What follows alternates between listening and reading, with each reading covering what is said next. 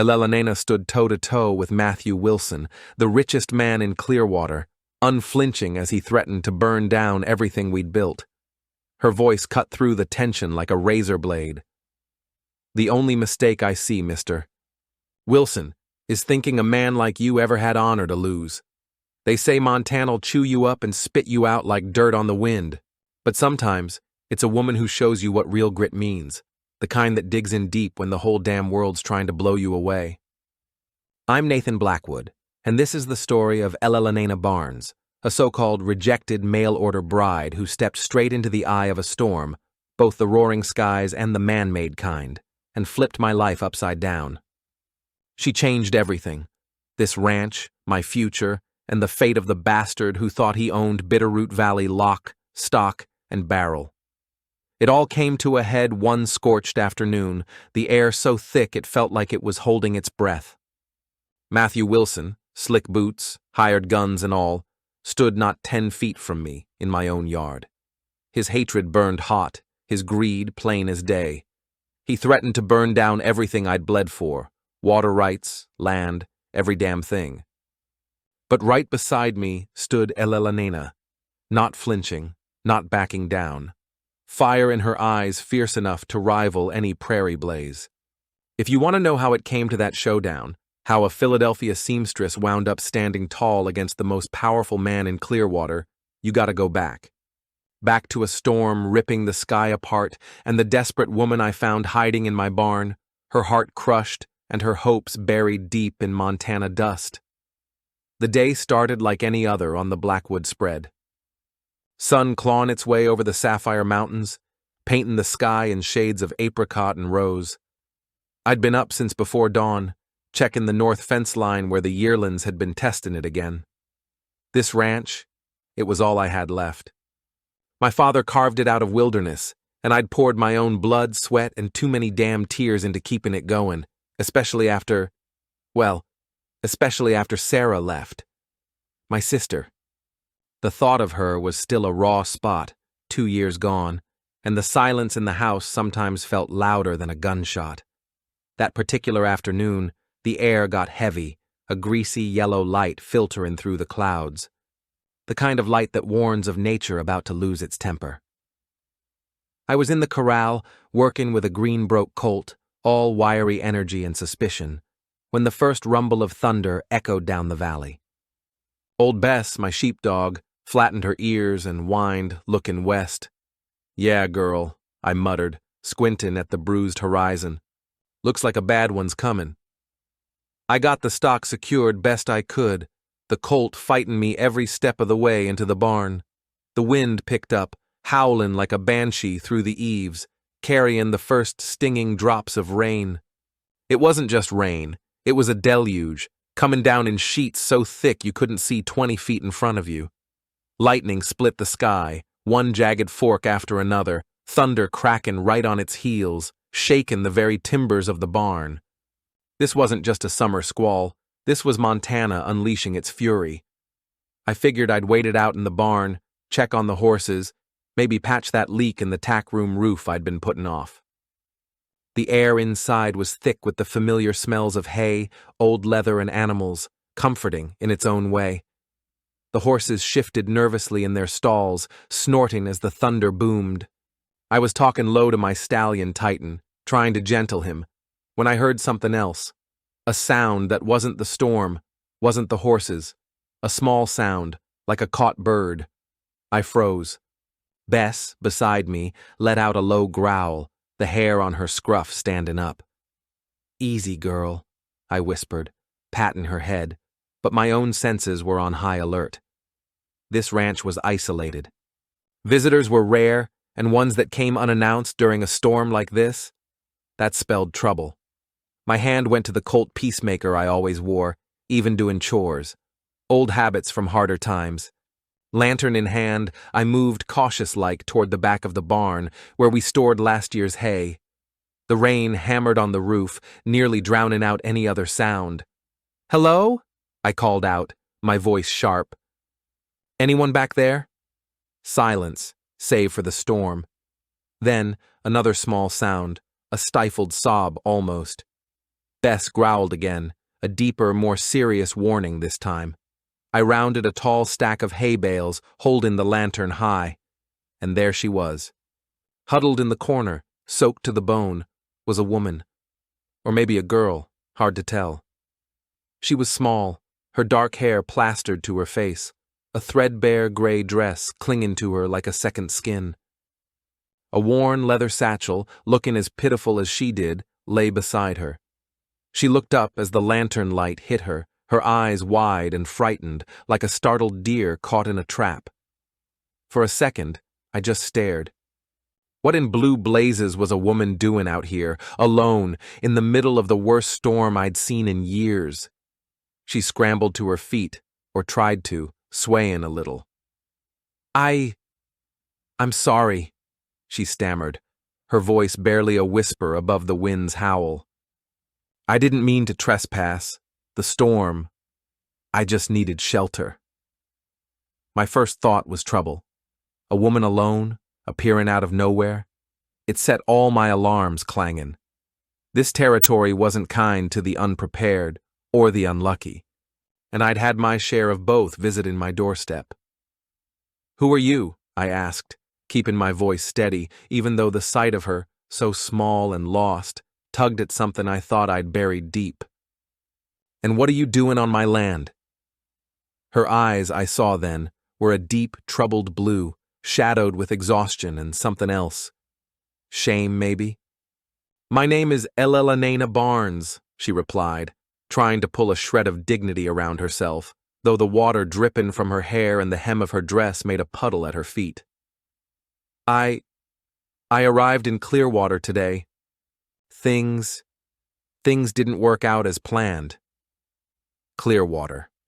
That name, and the way she said it, sent a jolt through me. There'd been talk in town, whispers I'd mostly ignored. Matthew Wilson, damn his hide, was expecting a mail-order bride. A fancy Eastern lady, they said. This drenched, shivering woman couldn't be her, could she? But then again, Wilson had a knack for leaving a trail of broken promises. The climax of this chapter wasn't just finding her.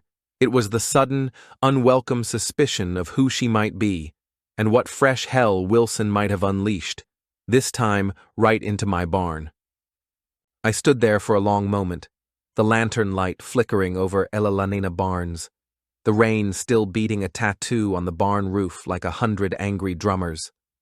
Matthew Wilson's mail-order bride. If that was true, then things didn't work out as planned was likely the understatement of the year. Wilson was a man who valued appearances above all else, and this woman, whatever her story, looked like she'd wrestled a cyclone and lost. Wilson sent for you? I finally questioned, my voice flatter than I intended. A flush crept up her neck, visible even in the dim light. She nodded, her gaze dropping to the muddy floor. Yes, Mr. Matthew Wilson, she confirmed, the name sounding like ash in her mouth. We had an arrangement. I grunted. Wilson's arrangements usually benefited Wilson. And he just left you to wander out into a storm like this? I pressed, a familiar anger at the man beginning to simmer. It wasn't my business, I told myself. Stay out of it, Blackwood. But the sight of her, so clearly at the end of her rope, made that hard. There was a misunderstanding, she explained, her voice still shaky but gaining a touch of steel. He decided I wasn't suitable. I had nowhere else to go. Her eyes met mine then, a spark of defiance mixed with desperation. The storm came up so fast, your barn was the first shelter I saw. Suitable. That sounded like Wilson, all right. Judging a person by the shine on their boots or the weight of their purse.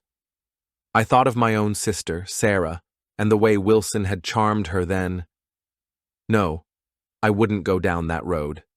Not now. You're a long way from Clearwater, Miss Barnes, I observed, more to myself than to her. 4 miles at least, and nothing else between here and there. She shivered, whether from cold or the memory I couldn't tell. I just started walking, she admitted.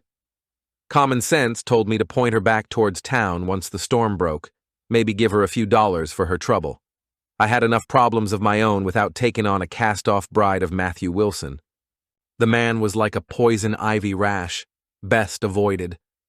But then I looked at her again, really looked. She was small, yeah, but there was a strength in the set of her jaw, even now. And those eyes, despite the fear, held an intelligence, a flicker of something that wasn't easily broken. "Well, you can't stay out here all night," I declared gruffly, making a decision before I could talk myself out of it. "And you'll catch your death in those wet clothes." I jerked my head towards the house. "My place ain't much, but it's dry. Got a spare room. You can wait out the storm there." She stared at me, suspicion warring with relief on her face. Why would you help me?" she asked, her voice barely audible. "You don't know me." "No, ma'am, I don't," I agreed. "But it's rainin' biblical out there. You're stranded, and I ain't in the habit of sending folks, not even strangers, into the teeth of a Montana storm with nowhere to go. Call it basic decency." I picked up her satchel, surprised at how light it was. "It's just shelter and maybe some food, Miss Barnes. Nothing more complicated than that." The walk to the house was a battle against the wind and mud. I held the lantern high, leading the way, Elena trudging silently behind me. The house, when we reached it, probably didn't look like much to an Eastern lady.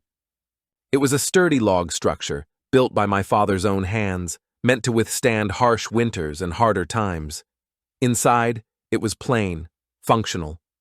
A big stone fireplace dominated one wall, a few comfortable but worn chairs, shelves overflowing with my books, ranchin' manuals mostly, but also history, even some poetry Sarah had left behind. "You can warm yourself by the fire," I offered, gesturing towards one of the armchairs. "I'll see if I can find you something dry to wear." "You have women's clothing?" she questioned, a flicker of alarm in her eyes. A shadow passed over me. "My sister," I explained, my voice tight. "She stayed with me for a time, left some things behind." I didn't elaborate. The pain of Sarah's departure was still too close to the surface. I found an old flannel robe and a nightgown of Sarah's, simple cotton things, and handed them to her. "Spare room's the second door on the right. There's a washstand, fresh water. Get changed. I'll rustle up some stew." She accepted the clothes with a quiet, "Thank you, Mr. Blackwood." The formality felt strange, given the circumstances. While she was changing, I stirred up the embers in the fireplace and hung the pot of leftover beef stew over them. The aroma soon filled the small cabin, a welcome contrast to the storm raging outside. I found myself wondering about her, this Elena Barnes. What kind of woman traveled halfway across the country to marry a man she'd never met? Desperation, I figured. Or maybe just a powerful hope for something better. A hope that Matthew Wilson had apparently crushed with his usual callousness. When she emerged from the spare room, she looked different. The borrowed nightgown was too big, the robe faded, but she was clean and dry, her dark hair combed back from her face.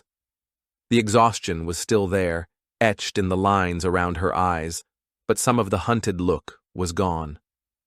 She looked younger, more vulnerable, and yet there was that quiet strength again. "Better?" I asked, trying to keep my tone neutral. She nodded, pulling the robe tighter around herself. "Much, thank you," she murmured, her gaze taking in the humble room. I ladled stew into 2 bowls and set them on the table with thick slices of bread I'd baked a couple of days prior. "It ain't fancy," I warned, "but it's fillin'."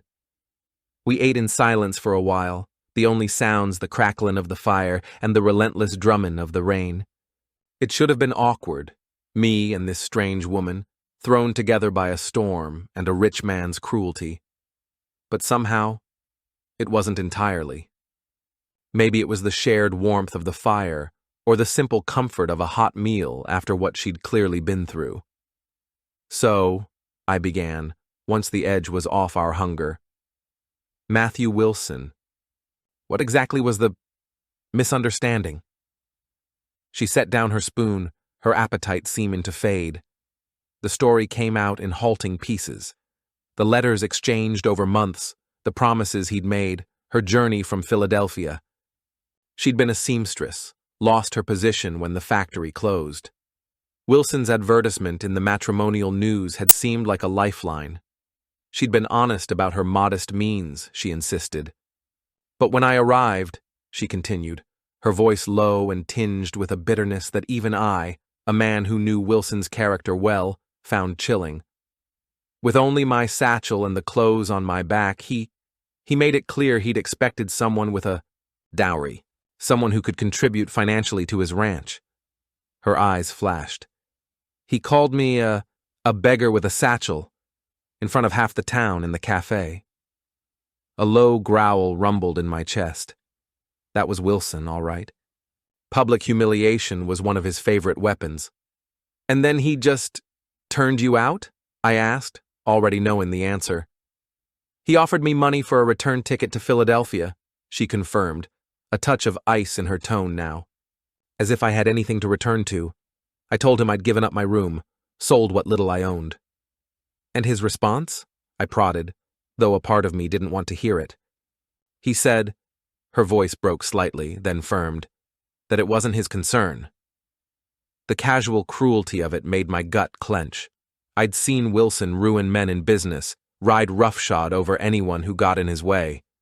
But to do this to a woman he'd invited into his life, however briefly, it was a new low, even for him. I'd offered her shelter for the night. That was one thing. But what now? Send her packing with a few dollars and a vague apology? The thought left a sour taste in my mouth. She had nowhere to go, she'd said, and I believed her. Philadelphia was a world away, and from the sounds of it, it hadn't been much of a home to her even when she was there. When she finally emerged, looking pale but composed in Sarah's old blue work dress, a practical faded thing I'd left outside her door, along with some other necessities, the spare room was already neat as a pin, the borrowed nightclothes folded on, the narrow bed. She'd even made an attempt to smooth the wrinkles from her own travel-stained gray dress, which now hung behind the door. There was a quiet efficiency about her that surprised me. "Mornin', Miss Barnes," I greeted, trying to sound more casual than I felt. "Coffee's on. Help yourself. There's bread and preserves in the pantry." "Good morning, Mr. Blackwood," she replied, her voice still soft but steady. "Thank you. For everything."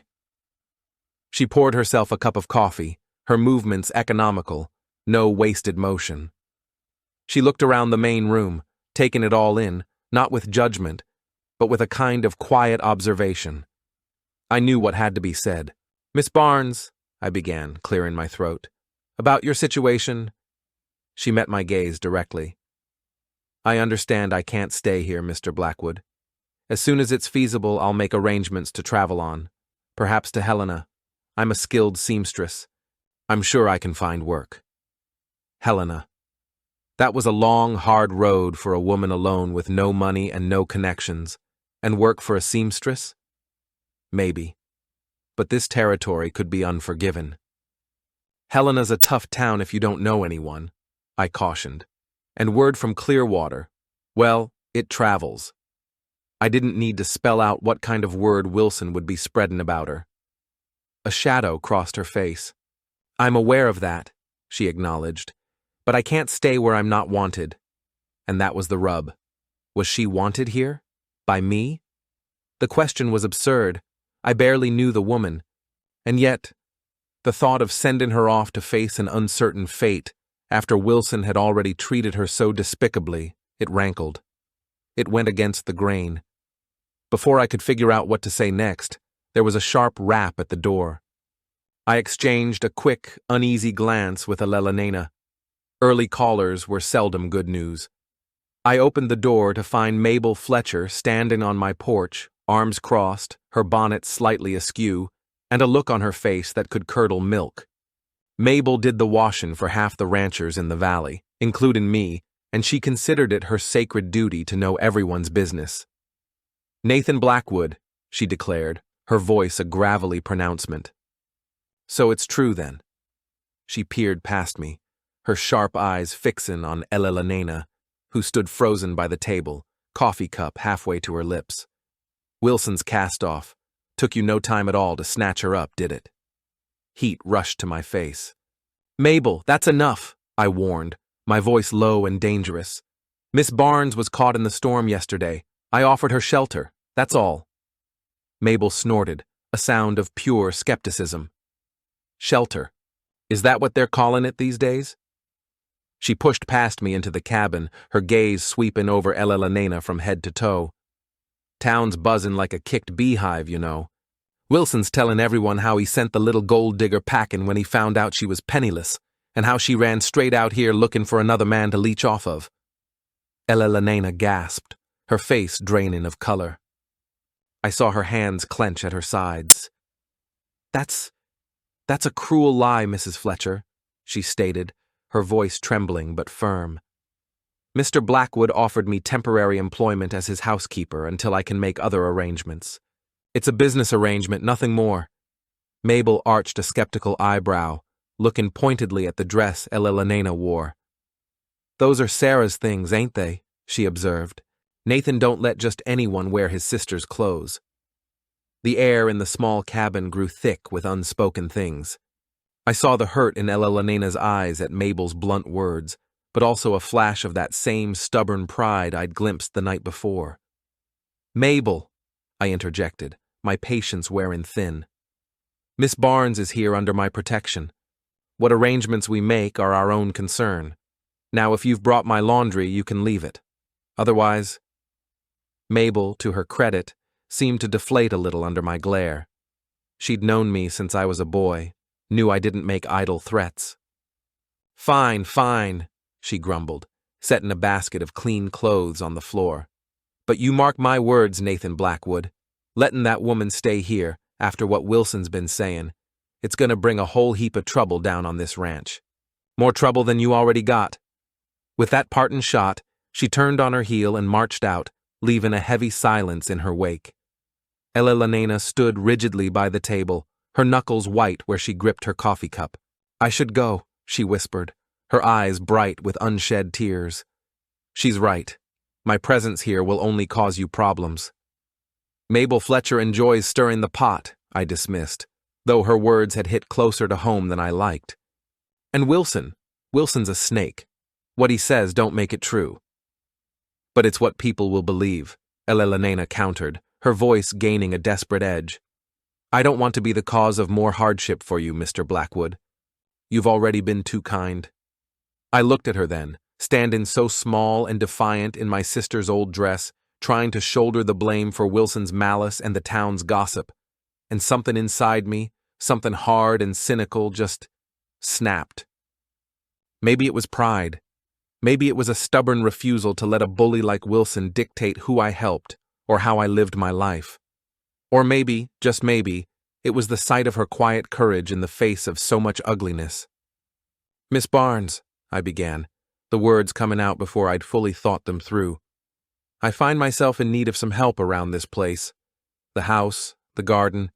It's gotten away from me since Sarah left. The accounts, too. It's more than one man can handle, trying to run a ranch and keep a proper household. I took a breath. I can offer you the spare room, meals, and a small wage. As you said, a business arrangement. Housekeeper. Until you decide what you truly want to do next. Or until one of us decides it ain't working out. She stared at me, speechless, her blue eyes wide with a mixture of disbelief and something that might have been hope. You're offering me a job? She finally managed. After what Mrs. Fletcher said? Knowing what Mr. Wilson is capable of? I know what Wilson's capable of better than most, Miss Barnes, I replied, a grimness settling in my gut. And I know what I'm capable of. This is my ranch. I decide who works here. I met her gaze steadily. The offer stands. A week. We try it for a week. See how it suits. After that, if you want to leave, I'll personally drive you to Helena and give you enough to secure lodgings while you look for proper work. No hard feelings either way. A long silence stretched between us. I could almost hear the wheels turning in her head as she weighed my offer. It wasn't charity, not exactly. I did need help, but it was more than that, and we both knew it. It was a line drawn in the sand. A quiet act of defiance against Matthew Wilson and the whispers of the town. Finally, she gave a small, decisive nod. "All right, Mr. Blackwood," she agreed, a flicker of that stubborn light returning to her eyes. "1 week. I accept your terms." And just like that, an unlikely arrangement was struck. Elelena Barnes, Matthew Wilson's rejected mail-order bride, became my housekeeper. The climax of that morning wasn't Mabel Fletcher's intrusion, or even Elelena's despair. It was my own unexpected decision, a choice made in the heat of defiance, to offer this stranger not just a roof, but a wage, a purpose, and in doing so, to unknowingly tie my fate to hers, for better or, quite possibly, for worse.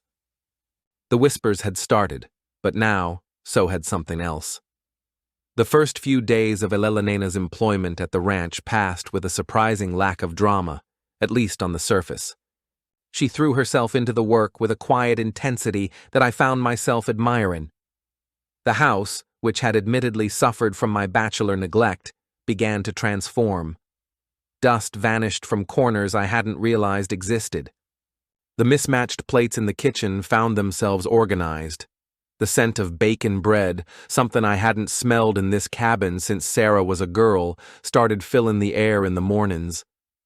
She was a tireless worker, up before me most days, moving through her chores with an efficiency that was almost unnerving. She never complained, never asked for much, just did what needed doing. In the afternoons, she'd tackle the overgrown vegetable garden near the creek, a patch Sarah had once tended with enthusiasm, but which had gone wild in her absence. Elelena seemed to have a knack for it, coaxing life from the stubborn soil. We didn't talk much beyond the necessities. Morning greetings, a brief discussion of what supplies were needed from town, a quiet good night when she retired to the spare room. But I found myself watching her. The way her brow furrowed in concentration when she was mending one of my worn shirts. The small smile that touched her lips when one of her seedlings in the garden finally sprouted. There was a resilience about her, a core of steel beneath that quiet exterior. She wasn't what I'd expected, not at all. But while peace reigned, after a fashion, within the log walls of my cabin, I knew the storm outside was still gathering. Clearwater wasn't a big town. Mabel Fletcher's gossip would have spread like wildfire, and Matthew Wilson wasn't a man to let a perceived slight go unanswered. He'd be looking for a way to punish me for taking in the woman he'd discarded. I just didn't know when or how he'd strike. It happened on the 4th day, a hot, still afternoon. I'd been out with Jacob Thornton, my foreman, checking on a sick steer in the far pasture.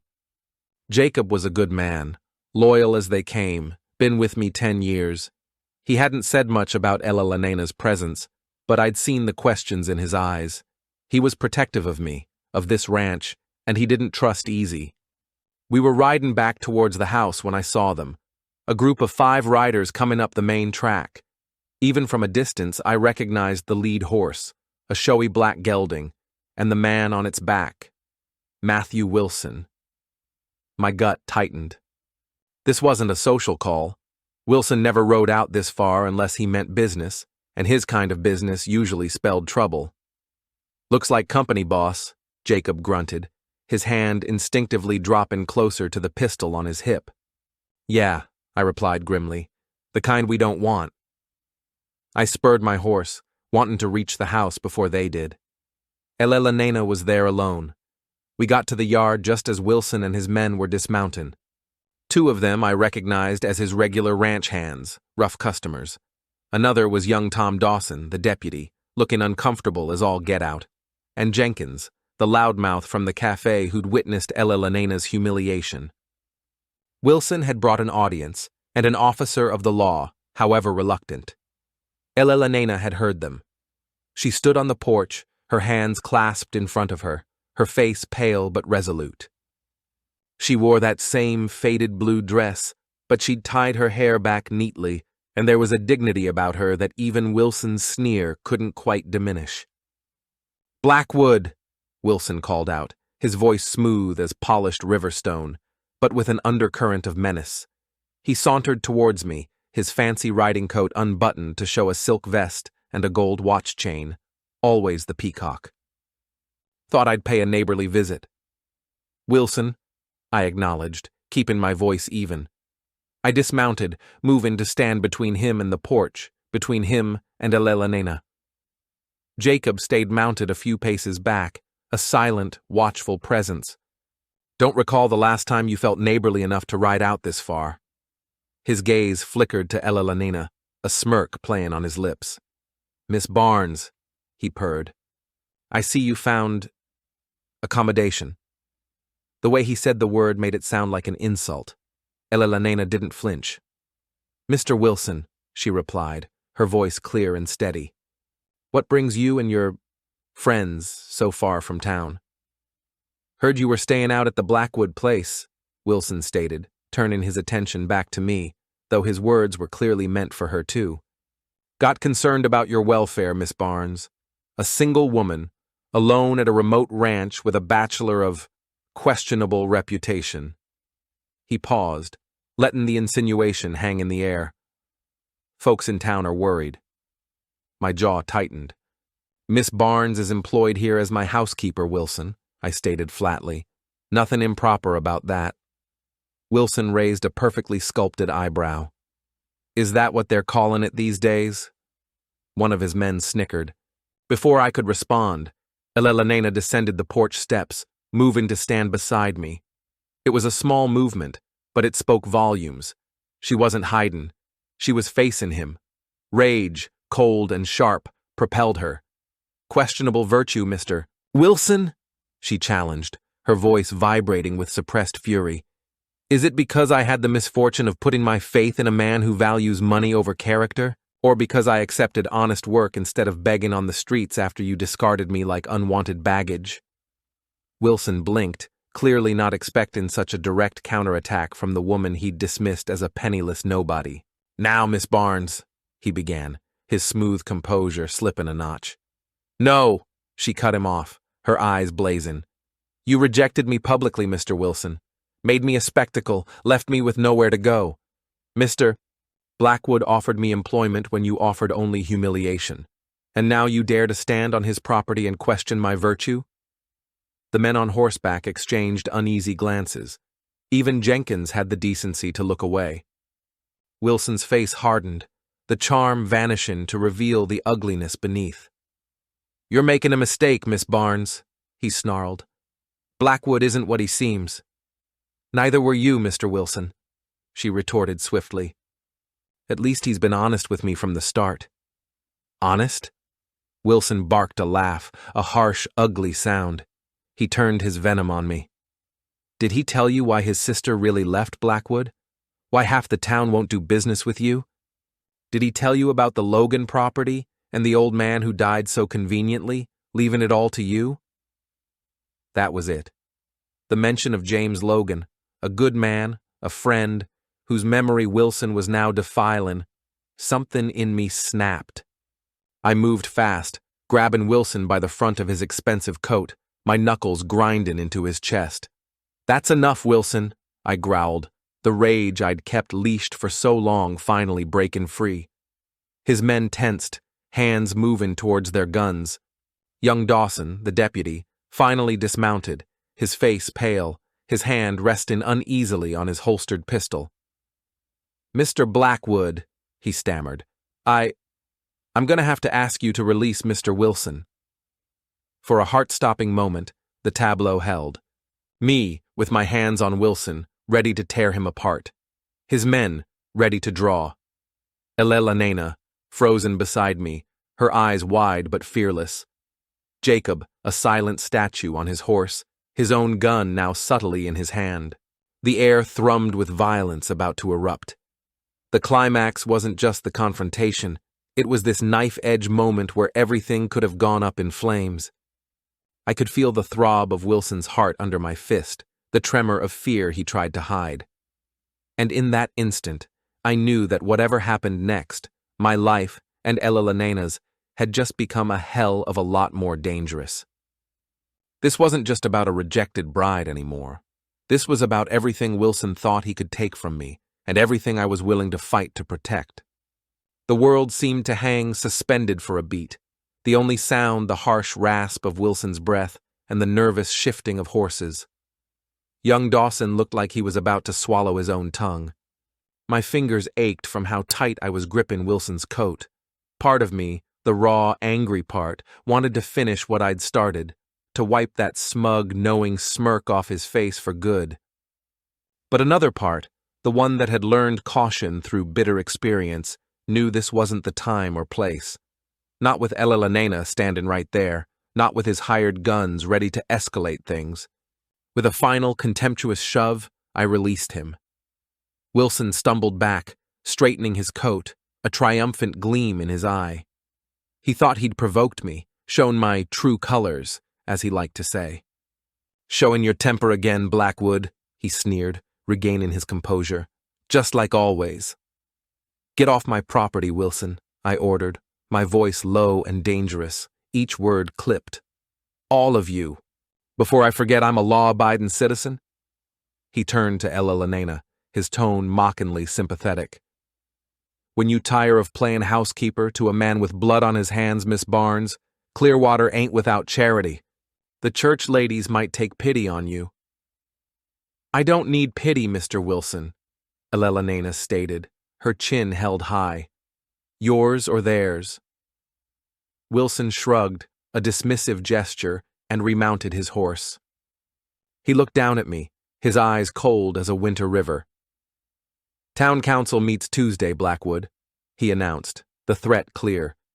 "Might be discussing water rights, specifically rights to that stream that feeds your north pasture. Shame if the vote went against you. A real shame." With that parting shot, he wheeled his horse around and rode off, his entourage trailing after him like coyotes following a wolf. Deputy Dawson lingered a moment, looking sheepish. "No offense meant, Mr. Blackwood," he mumbled, avoiding my gaze. Just doing my job." "Your job is upholding the law, Dawson," I retorted, my voice hard. "Not being Wilson's errand boy.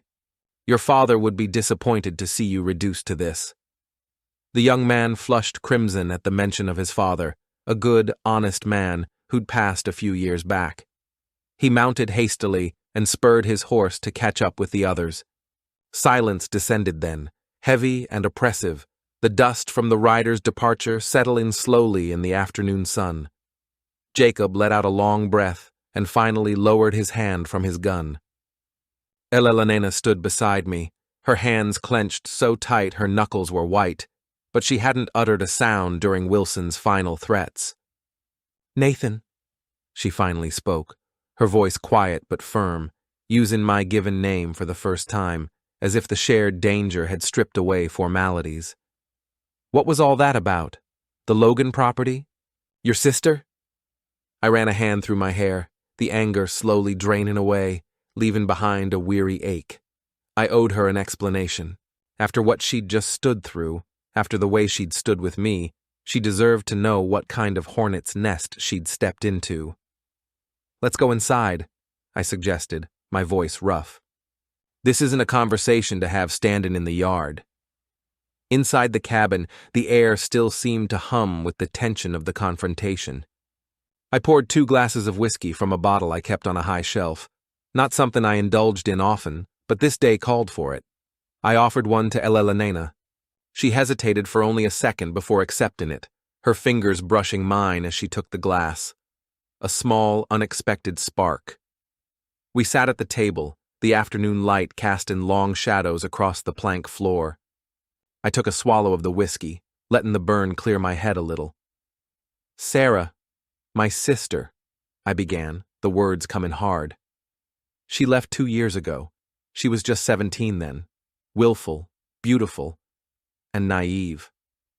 Wilson started courting her, brought her gifts, filled her head with pretty words and promises of a grand life."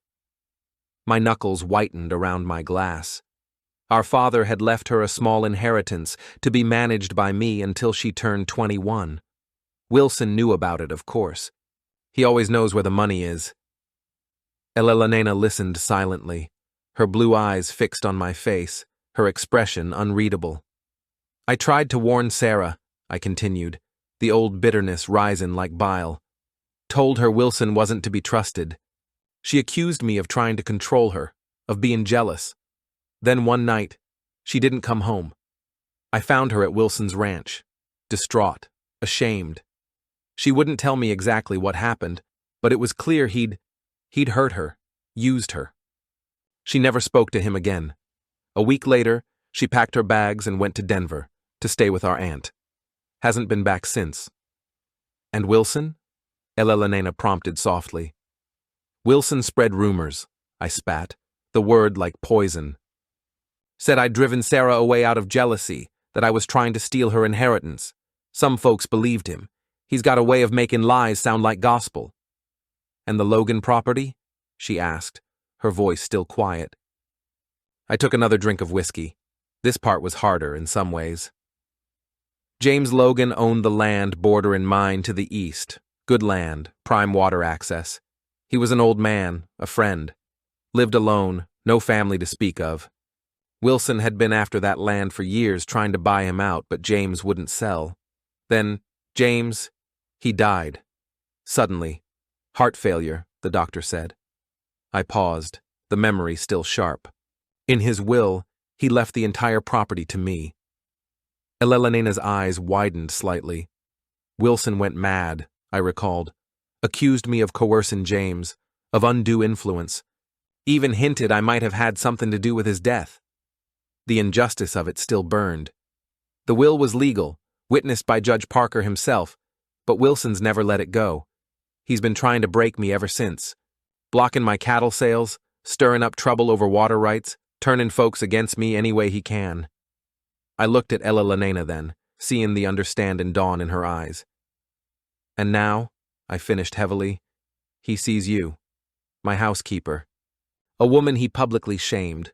Your presence here in his twisted mind, it's just more ammunition. Another way to paint me as disreputable, to undermine my stand-in before he makes his next move on the Logan land, on my water.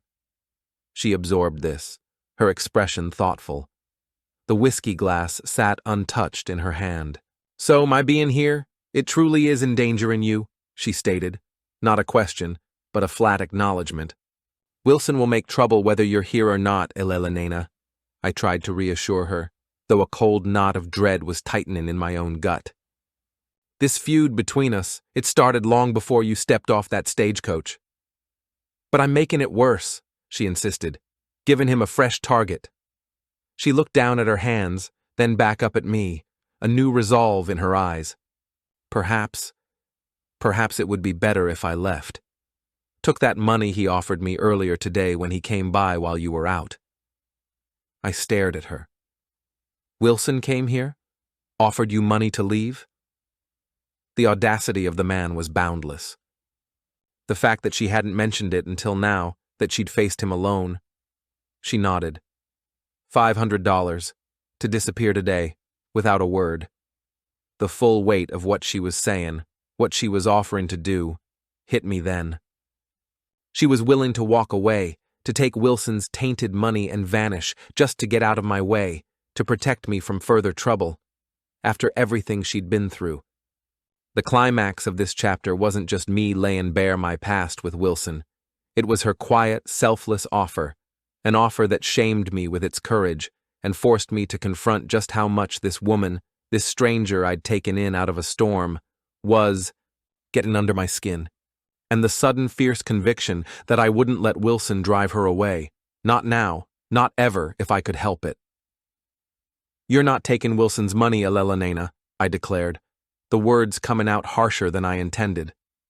The thought of her disappearing, bought off by that snake, left a surprisingly bitter taste. And you're not leaving unless you truly want to. I won't have him running roughshod over my life or yours. She looked at me, a flicker of something. Surprise, gratitude, in her deep blue eyes. But Nathan, His threats about the water rights. If he takes that stream, this ranch. This ranch has weathered storms before, I countered, though a cold dread was indeed creeping up my spine. Wilson wasn't known for idle threats. That north pasture stream was the lifeblood of my summer grazing. Losing it would be a crippling blow. We'll face that when it comes. A fragile truce seemed to settle between us, an unspoken acknowledgement that we were in this together, at least for now. The weight of Wilson's visit, his accusations, and the long shadow of his feud hung heavy in the small cabin. Elena, to her credit, didn't press further. She simply nodded, a quiet strength in her acceptance. The next morning dawned clear and cool, deceptively peaceful. I rose early, a knot of unease in my gut. Elena was already in the kitchen, the scent of coffee and freshly baconed biscuits filling the air. There was a comfort in these new routines, a small island of normalcy in the churning sea of trouble Wilson was brewing.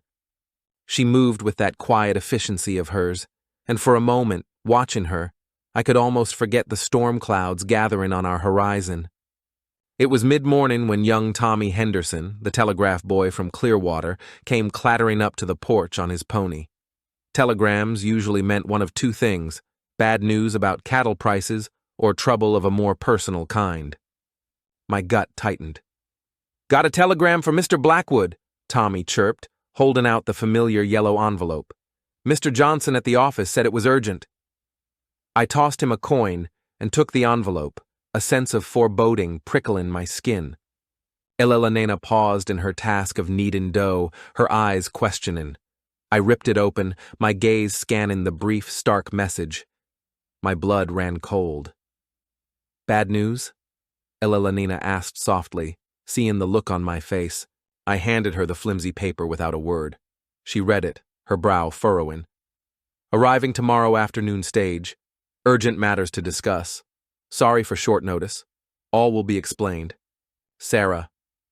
"My sister," I stated, the words feeling like stones in my mouth. "She's coming home." Elena looked up, puzzled. "Isn't that good news?"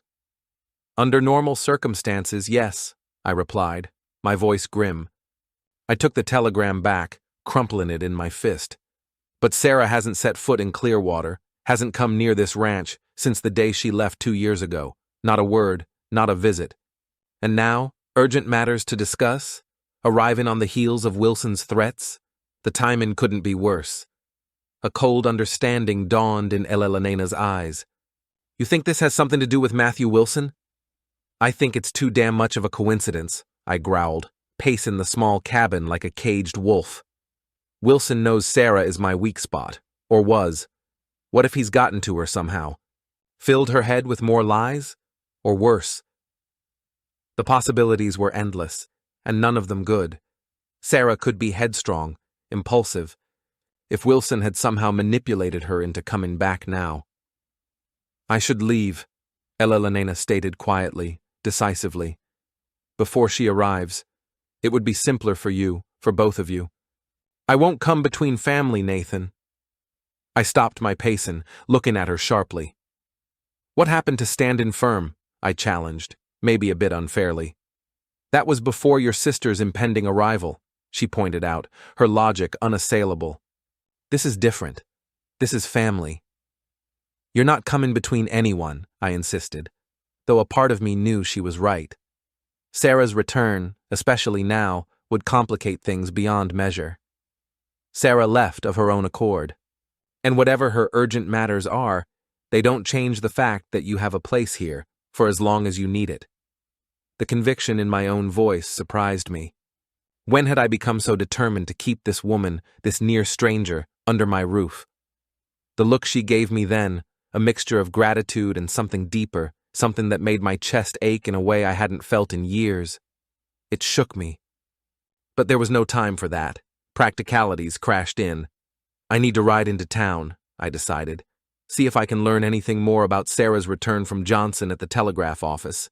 Maybe talk to Judge Parker, see if he's heard anything about Wilson's plans for that council meeting. "I'll have dinner ready when you return," Elena offered. "And I'll prepare the spare room for your sister." You're sleeping in the spare room, I reminded her. I can make up a pallet in the storage room, she replied quickly.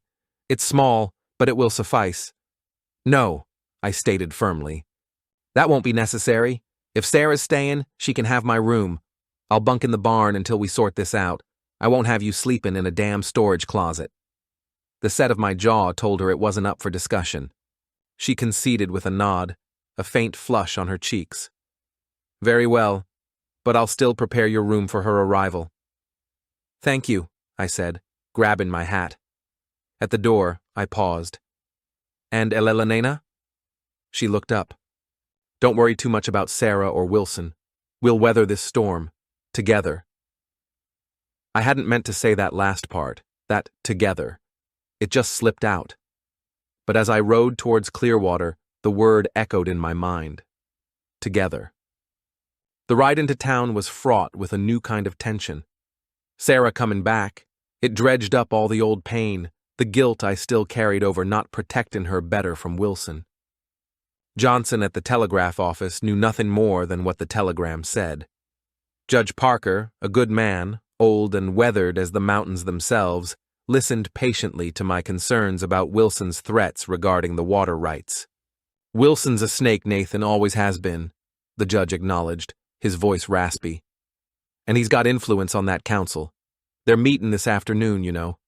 Something about moral concerns within the community, according to the notice. His eyes met mine, full of understanding. Sounds like he's aiming to stir up trouble about Miss Barnes staying with you. My blood boiled. She's my housekeeper, Judge. Nothing more. I believe you, son, he said kindly, but Wilson will paint it black as sin if it suits him, especially if he's looking to discredit you before making a play for those Logan water rights. He sighed. As for your sister, best you just meet that stage tomorrow, Nathan. See what bee she's got in her bonnet. I rode back to the ranch as the sun began to dip, my mind a whirlwind. Moral concerns, water rights, and now Sarah. It felt like Wilson was closing a net around me. The next afternoon, Elena and I rode into Clearwater in the buckboard to meet the stage. She wore the blue dress again, neatly mended where it had frayed, her hair pulled back in a simple but elegant knot. She looked composed, dignified, despite the undercurrent of anxiety that I knew she must be feeling. As we passed down Main Street, I saw the heads turn, the whispers start. Wilson's poison was already at work. The stage arrived in its usual cloud of dust and commotion. My heart hammered against my ribs as I scanned the disembarking passengers. Then I saw her. Sarah. She'd changed.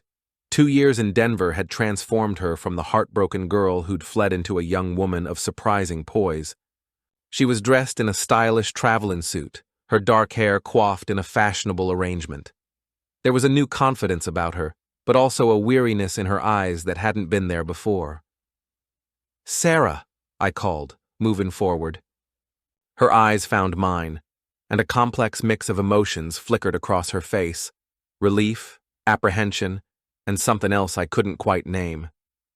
Nathan, she acknowledged, her voice smoother, more cultured than I remembered. She stepped down, her gaze immediately falling on Elena, who stood a pace behind me. Curiosity, sharp and unabashed, filled her expression. Sarah, this is Miss Elena Barnes, I made the introduction, feeling a strange tension coil in my gut. She's been staying at the ranch this past week. Elena, my sister, Sarah Blackwood. Elena extended her hand. It's a pleasure to meet you, Miss Blackwood, she offered, her voice steady. Your brother has spoken highly of you.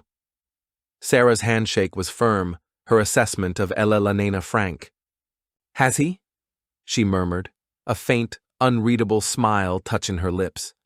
How interesting. Nathan rarely speaks highly of anyone. She turned back to me. My trunk should be on top. I assume you brought the wagon?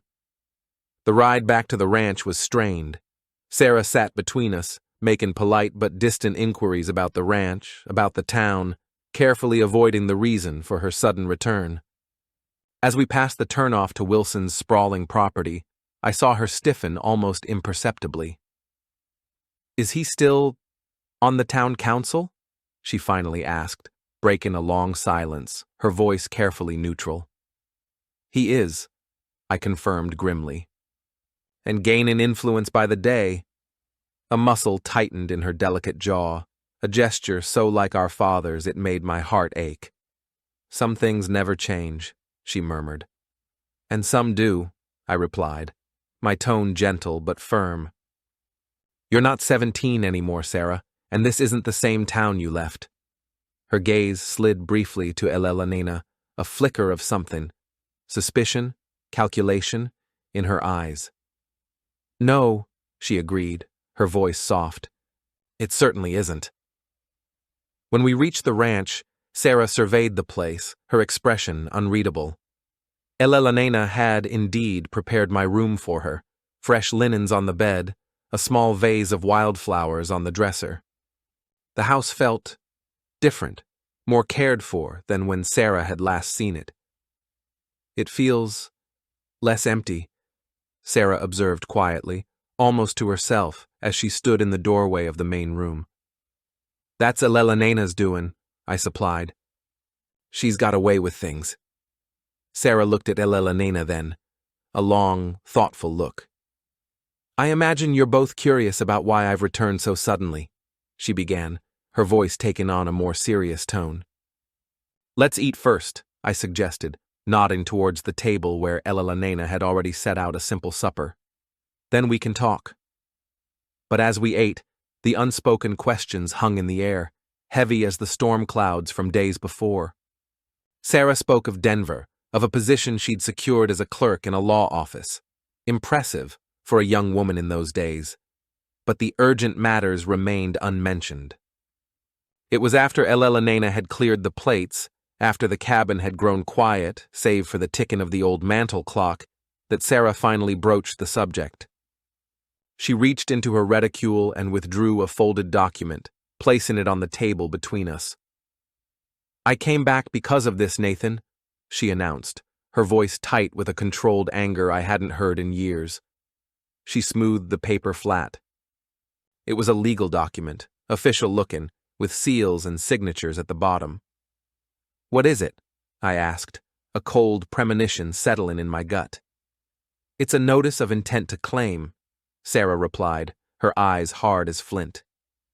"Matthew Wilson is petitioning the territorial court to invalidate James Logan's will. He's claiming undue influence on your part, Nathan." Her gaze flickered towards Elena, then back to me. "He's making another play for the Logan property, and by extension, control of the water rights to half your ranch. He's using Miss Barnes's presence here, the so-called moral concerns, as part of his ammunition to paint you as an unfit, manipulative man." The words hit me like a fist to the gut. Wilson wasn't just threatening my water rights at a council meeting. He was launching an all-out legal assault on the very foundation of my ranch, on my friend's last wishes. And he was using Elena, using my attempt to offer a shred of decency to an unfortunate woman, as a weapon against me. The climax of this chapter wasn't just Sarah's return, it was this revelation, the depth of Wilson's treachery, the new, insidious threat that endangered not just my livelihood, but my very character in the eyes of the law. And the sickening realization that Elena, an innocent pawn in this ugly game, was now squarely in the crosshairs. A stunned silence filled the small cabin. Wilson, petitioning to invalidate James Logan's will. It was audacious, even for him. The will had been clear, properly executed, witnessed by Judge Parker himself. But Sarah's next words shattered any illusion of simple justice. "Judge Parker is retiring next month, Nathan," she stated, her voice grim. "His replacement, a Judge Harrison, has already arrived from St. Louis. And wouldn't you know it, Harrison is a former business associate of Wilson's father." "Convenient," I bit out, the taste of Wilson's corruption acrid in my mouth. "Very," Sarah agreed. "And Wilson has apparently found a witness, someone now claiming to have overheard James Logan complaining that you were pressuring him about the will shortly before he died." "That's a damn lie," I exploded, slamming my fist on the table, making the tin plates jump. James was my friend. He left me that land because he didn't want Wilson turning it into another monument to his own greed. I believe you, Nathan, Sarah assured me, her voice calm despite my outburst. But it's your word against their fabricated witness. And with your current living arrangement? She glanced meaningfully at Elelynena, who sat pale and silent, absorbing the devastating news. My living arrangement has nothing to do with James Logan's will, I retorted hotly. Sarah leaned forward, her expression earnest. Nathan, I know you believe that, but you have to understand how Wilson operates. He's twisting this. He's telling people that if you'd take in a vulnerable woman under questionable circumstances, her eyes flickered towards Elelynena with something that might have been a hint of apology, then you'd certainly be capable of manipulating an elderly neighbor for his property. He's painting you as a man of low moral character, an opportunist. Elelynena finally spoke, her voice barely a whisper, but clear in the sudden quiet. So, that's why you truly came back, Miss Blackwood. Not just concern for your brother, but because my presence here, it's directly endangering his claim to Mr. Logan's land. Sarah had the grace to look uncomfortable. Partly, she admitted, but also because I know Matthew Wilson. I know how he destroys lives to get what he wants. Her voice hardened. And I owe him some justice of my own. A heavy silence descended again. The weight of Wilson's machinations, the insidious way he was weaving his net, felt suffocating. I looked at Elelynena, at the distress clear on her face. She had come here seeking a new life, a refuge, and instead, she'd walked into a war. Then we fight back, I declared, the words a vow. I won't let him steal James's land. And I won't send Elelynena away just because it might look better to some damn territorial judge Wilson's got in his pocket. It's not that simple, Nathan, Sarah argued, frustration lacing her tone. Wilson has connections, money, influence, and now he has a legal strategy that, with a sympathetic judge, might actually work. You could lose everything. What do you suggest then, Sarah? I demanded, my own frustration mounting. We just roll over and let him take it? Sarah hesitated, her gaze shifting between me and Elelynena. A strange, calculating light entered her eyes. There is one option, she said slowly, deliberately. A way to neutralize part of his argument. A way to remove the question of impropriety concerning Miss Barnes's presence here. A cold dread, different from before, began to uncoil in my stomach. I had a sinking feeling I knew where this was going. Miss Barnes could leave, of course, Sarah continued, as if reading my thoughts. Return east, or continue to Helena as she planned. With her gone, Wilson loses one of his most potent weapons against your character. The room fell silent, save for the ticking of the old clock on the mantel, each tick seeming to mark a beat of Elelynena's heart, or mine. I watched Elelynena. She stared at her folded hands in her lap, her shoulders slumped. The logical part of me, the part that wanted to protect my ranch at all costs, knew Sarah was right. Elelynena's departure would simplify things, remove the immediate slander. But the thought of her leaving now, of sending her away to appease Wilson, it felt like a betrayal of her and of something fundamental in myself. My voice, when I finally spoke, was low and controlled, but with an edge of steel I hadn't intended. That's not an option, Sarah. Sarah sighed, a sound of exasperation. Nathan, be reasonable. The ranch, your father's legacy. No, I interrupted, my voice sharper this time. Elelynena stays, if she wishes to stay. I will not have Matthew Wilson dictating who lives under my roof or who I employ. Even if it costs you half your water rights? Sarah challenged, her eyes flashing. Even if it means financial ruin? Yes, I stated simply. The single word hung in the air, a definitive, irrevocable line drawn. Elelynena looked up then, her gaze meeting mine across the table. What she saw there, I don't know. Determination, maybe. Stubborn pride, certainly. But also, I hoped, a measure of something else. Something that acknowledged her worth beyond this ugly feud. "There must be another way," she said softly, her voice barely a breath, yet it seemed to resonate in the tense silence. Sarah watched the exchange between us, her expression shifting from frustration to a kind of thoughtful, almost unnerving consideration. "Perhaps there is," she murmured, a slow, calculating smile beginning to spread across her face. It was the kind of smile that usually preceded one of Sarah's more outrageous or ingenious ideas. I eyed my sister warily. "What are you thinking, Sarah?" Her smile widened.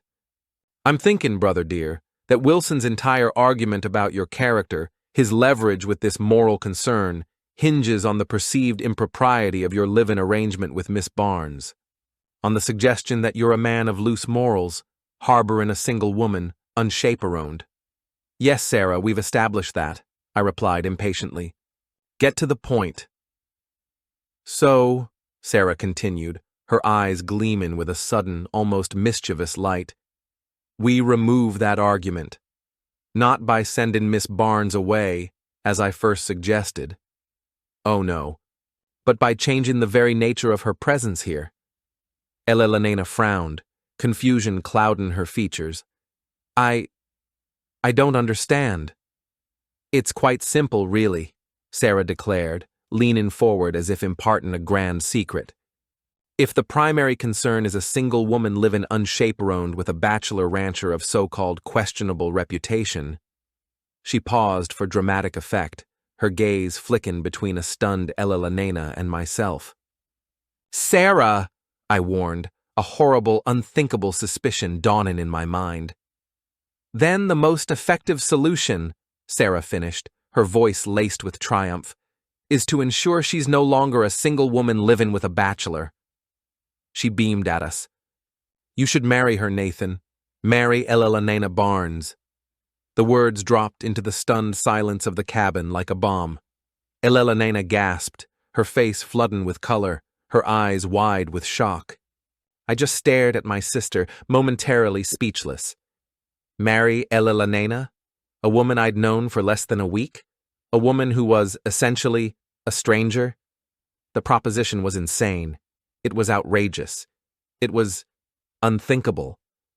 The climax of this chapter wasn't the legal threat, as dire as that was. It was Sarah's audacious, earth-shattering suggestion, a solution so unexpected, so radical, it left me reeling, and forced Elena and me to confront a possibility that was as terrifying as it was, in some twisted way, undeniably strategic. Morning arrived too soon, the pale light filtering through the cracks in the barn wall, finding me already awake, my mind still wrestling with the previous night's revelations. Marriage. The word felt foreign, heavy with implications I hadn't considered in years, not since, well, not in a long time. I went about my morning chores by rote, my thoughts elsewhere. When I finally entered the cabin, the aroma of coffee and frying bacon greeted me. Elena stood at the stove, her back to me. Sarah was seated at the table, sipping coffee, looking far too pleased with herself. "Mornin', brother dear," Sarah chirped, her eyes bright with a knowing gleam. "Sleep well?" I just grunted in response, pouring myself a mug of coffee. Elena turned, offering me a small, hesitant smile. There was a new awareness in her eyes, a shyness that hadn't been there before. The air between us felt different, charged. "We need to talk strategy, Nathan," Sarah began, all business now. "About Wilson's claim, and about my suggestion." Before I could respond, before we could even begin to unravel the tangle of the previous night, a sharp, urgent knock sounded at the door. My gut clenched. Trouble, I knew, seldom waited for breakfast. I opened the door to find not Wilson, not Deputy Dawson, but Jacob Thornton, my foreman, his weathered face grim, his horse lathered as if he'd ridden hard. "Boss," he said, his voice urgent, "you need to see this. Down by the north pasture. By the stream. A cold dread washed over me. The stream. Wilson's threat. What is it, Jacob? I demanded. Fence is cut, boss, Jacob reported, his eyes hard. And worse. Looks like someone tried to divert the water, dammed up a section of the creek upstream on what used to be Logan's land, redirecting a good portion of it away from our pasture. Rage, cold and pure, surged through me. Wilson. It had to be Wilson. He wasn't waiting for the courts, for his bought and paid for judge. He was taking matters into his own damn hands, trying to choke off my water supply, the lifeblood of my ranch. Elena, Sarah, stay here, I ordered, my voice tight. Jacob, let's ride. The sight at the North Stream was worse than Jacob had described. A crudely constructed dam of rocks and logs was indeed redirecting a significant flow of water away from my land, sending it gushing onto the arid stretch of Wilson's newly claimed Logan property. My fences were down in 3 places, the wire snipped clean. It was a brazen act of theft and vandalism. He wouldn't dare, I breathed, staring at the damage, the audacity of it taking my breath away. But he had. Matthew Wilson, in his arrogance, believed he was untouchable. We spent the morning tearing down the makeshift dam, the water rushing back into its rightful channel with a satisfying roar. We mended the fences, our silence punctuated by the ring of hammer on staples, the strain of wire stretchers. The sun beat down, hot and unforgiving. By the time we rode back to the ranch, weary and grim, it was nearly midday. Elena and Sarah met us in the yard, their faces etched with concern. I quickly explained what we'd found. Sarah's eyes narrowed, her expression turning flinty. He's not even trying to be subtle, is he? She remarked.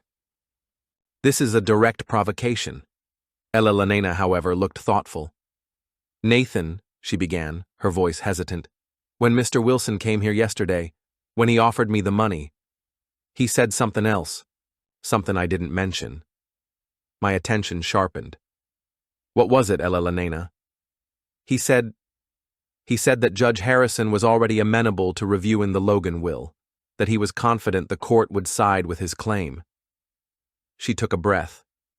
And then he said, when Blackwood loses that water, this ranch fails. No water, no cattle, no income. How long before he's forced to sell? Where will you be then, Miss Barnes? Back to being penniless and desperate, I imagine. A chill snaked down my spine. Wilson wasn't just relying on his legal maneuvers. He was actively trying to sabotage my ranch before any court decision, to create the very conditions of failure he was predicting. He wanted me ruined, broken, forced to sell. He's trying to create a self-fulfilling prophecy, Sarah stated, her voice tight with anger. If he can demonstrate to Judge Harrison that you're already losing control of your resources, that the ranch is failing under your management, it strengthens his argument that the Logan land would be better off in his more capable hands. The sheer calculated villainy of it was breathtaking. Wilson wasn't just a bully, he was a damn puppet master, pulling strings, manipulating events, all to satisfy his greed and his vendetta. It was then, as we stood there in the dusty yard, the weight of Wilson's latest outrage settling upon us, that another rider approached. Not one of Wilson's men this time. It was young Tommy Henderson again, the telegraph boy, looking flustered.